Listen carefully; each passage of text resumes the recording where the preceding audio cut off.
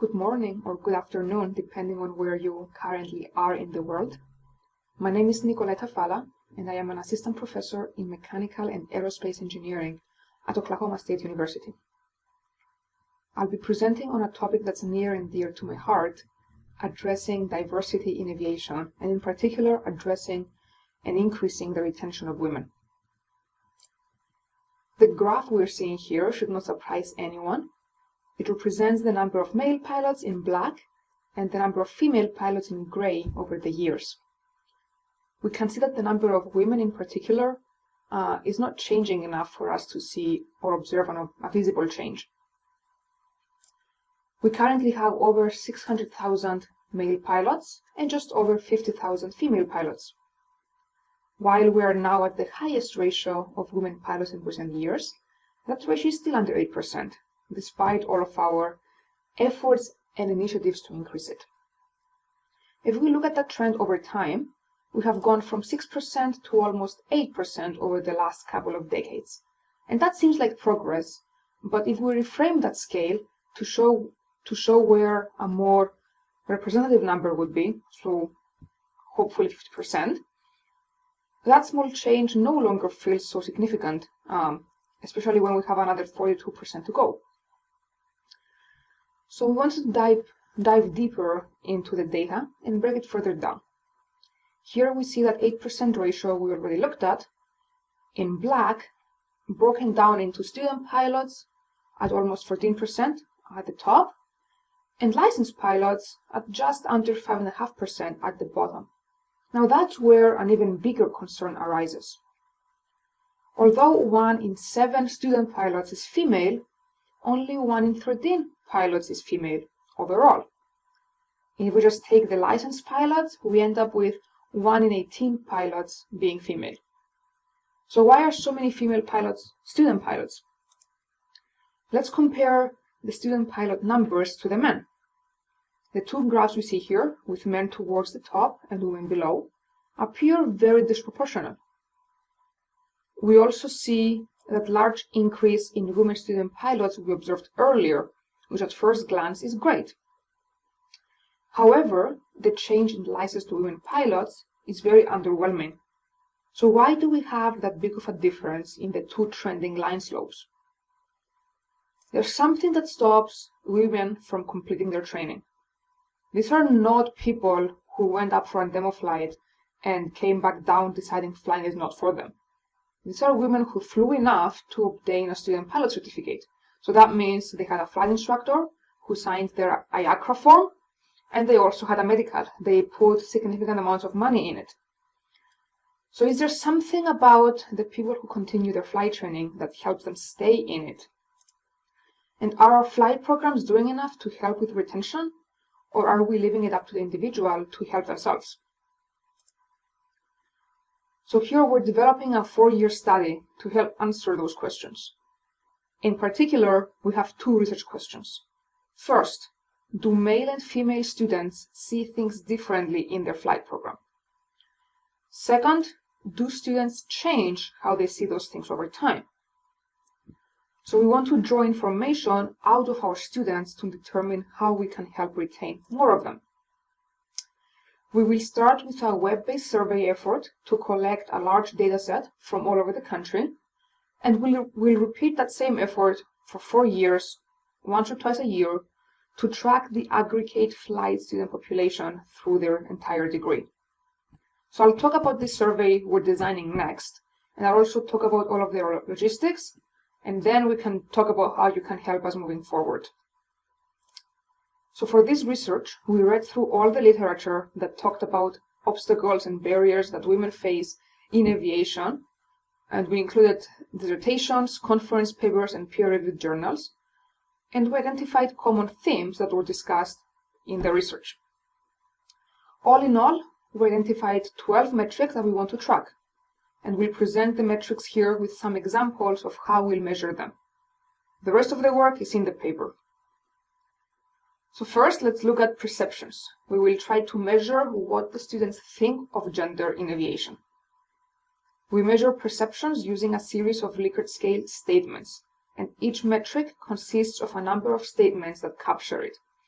For example, under perceptions, we have statements like, my program is sufficiently diverse, and gender barriers exist for women in aviation. And we're looking for agreement or disagreement in our students. So for the presentation, we'll show two examples of statements for each metric, and the paper has some more examples for you. Belonging measures how integral to their community students feel. Are they comfortable in who they are in their program, or do they have to adapt to be accepted? Safety corresponds to their emotional safety, being able to stay in control and feeling like they can trust their people. So people who feel safe, they can report events, and they can also feel safe in doing so, and they will be believed. Support corresponds to the availability of cheerleaders and helpers for our students. So do they have people who will stand by them when things get hard? We've got our fifth metric, learning. Learning measures students' attitudes towards their individual progress compared to others, as well as their opinions of their own learning abilities. So they have some awareness. Okay, next we've got preparation, which measures the effort that our students will go through to prepare for whatever's coming up. That may be a decision or a lesson. So we're looking into how well do they prepare for each of their flights. Are they doing the work before they go to their lesson, or are they just showing up? We're also seeing how prepared they were for attending a flight program, how much thought they put into that. Another metric is planning, which corresponds to the feelings of excitement or anxiety that our pilots have towards their future. Are they considering their future life and planning for it, or are they just kind of enjoying their flight training for now? And does it affect the likelihood of them finishing their degree? We also try to measure attitudes towards financial planning. Which of our students are on scholarships, or they're funding their own training themselves versus getting help from their parents? How dependent are they on those scholarships? Our next metric is prejudices. We'll present pilots with several somewhat controversial statements, or at least statements that most of them will hopefully disagree with, and we'll compare the responses of various subsets of our sample. Next, we've got communication, which may tie in with safety and belonging. But here we're asking our students about their comfort levels with asking questions in class, outside of class, in the aircraft they're flying, and also about their own role in conversations that occur in class and otherwise. We've got two metrics left. Community looks into the students' environment outside of the flight program. So we're looking to who are their friends and roommates, people they spend time with, how diverse are these people in terms of their race and gender, but also in terms of their major. Do our students exist in an aviation bubble where all of their friends are also their classmates and fellow pilots? Lastly, we measure our students' feelings towards their own identity. How important is their sense of identity? How do they define it? Are they confident? Are they shy? That sort of thing. So going back to what we're doing and why. We are trying to figure out why so many student pilots never make it to their private pilot phase, particularly women. We're all aware of the pilot shortage that our industry is facing. And while COVID decreased the short-term demand for pilots, and therefore also the shortage numbers, that shortage hasn't gone anywhere, it's still there. And the industry has been recovering at a pretty constant speed, so we'll really have to do something about the shortage. One of the things we can do is increase the diversity of our original pool of pilots. Those are going to be the applicants for the airline positions, so that we have higher numbers to choose from overall. As flight programs, we don't just have to recruit those pilots, we also have to retain them, and we have to help them make it to their end goal. In this research, we are taking a very exploratory approach to surveying collegiate students on their own perspectives on their flight program, on their training, and on their environment. We expect that different subsets of our sample will respond differently to our Likert scale statements. So we'll take those, and upon completion of our study, we hope to have specific and data-driven guidelines to provide to flight programs and aviation organizations, and we want to include steps that we can take to improve our recruitment and retention efforts of diverse populations in our industry. We started this work by focusing on women in particular. However, we plan to expand to other underrepresented populations by adding statements on race to our survey before we disseminate it. We plan to disseminate it to collegiate flight programs early in the fall, so at the start of the new academic year. However, since we have about 100 statements to ask questions on, we have to be very strategic in our data collection efforts.